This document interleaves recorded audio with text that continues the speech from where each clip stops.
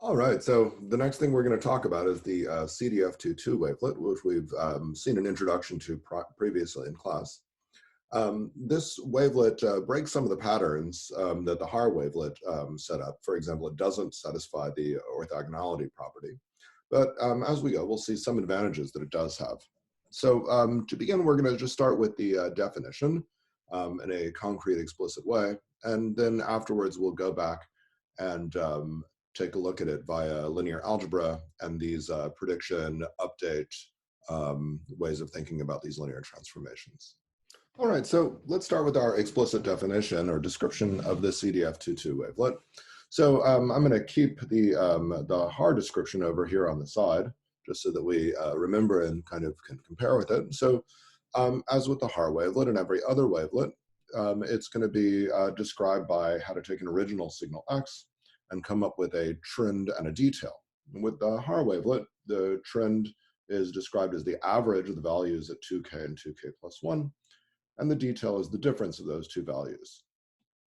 Okay, so the CDF22 wavelet, differently than the Haar wavelet, is going to be looking at values pretty far to the right and to the left relative to the Haar wavelet to make its predictions and to use in both the trend and the detail. So for that reason, we're actually going to assume that our signal X is periodic.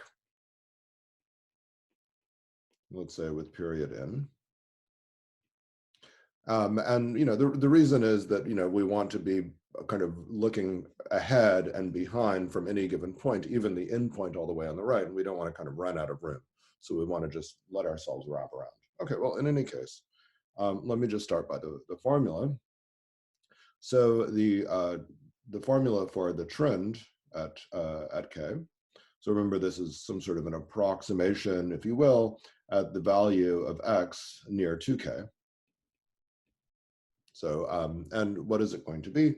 Well, again, just like the examples we've looked at, it's going to be a kind of weighted average of the values nearby.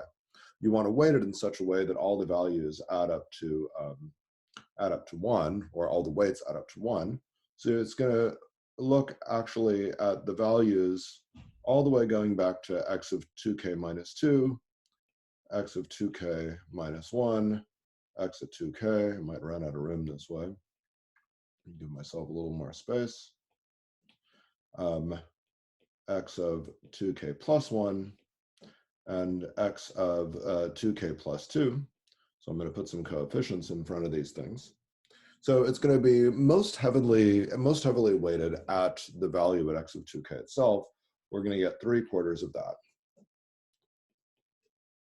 How much of the other ones?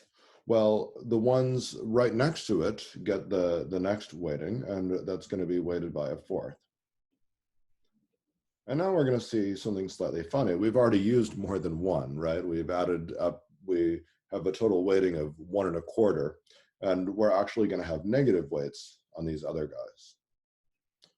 So we're going to kind of guess opposite in some sense, or weight our guess slightly opposite what happens 2 data points away, positively with the stuff that, and with twice the intensity, the stuff that's 1 data point away, 1 sampling point away, and mostly weighted at the point itself.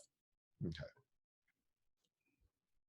And the trend at k is going to be given by, sorry, excuse me, not the trend, the detail.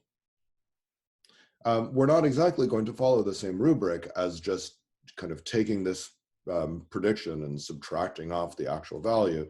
This is supposed to be something like the error at x of 2k plus 1. But it's just defined in this case for the CDF22 to be, well, it's the value at x of 2k plus 1 minus the average value of the points around it. So minus 1/2 at x of 2k minus 1/2 of the value at x of 2k plus 2. All right, so this is the definition, or it's almost the definition. there is, in addition to this, a weighting factor that we put on everything.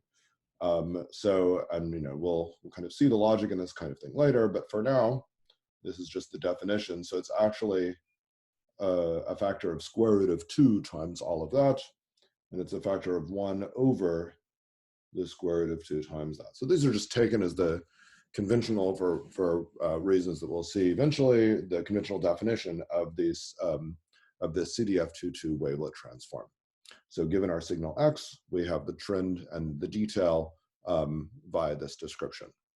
Okay, so the next thing we're going to do is take a look at that formulated from the beautiful language of linear algebra and the prediction and update methods.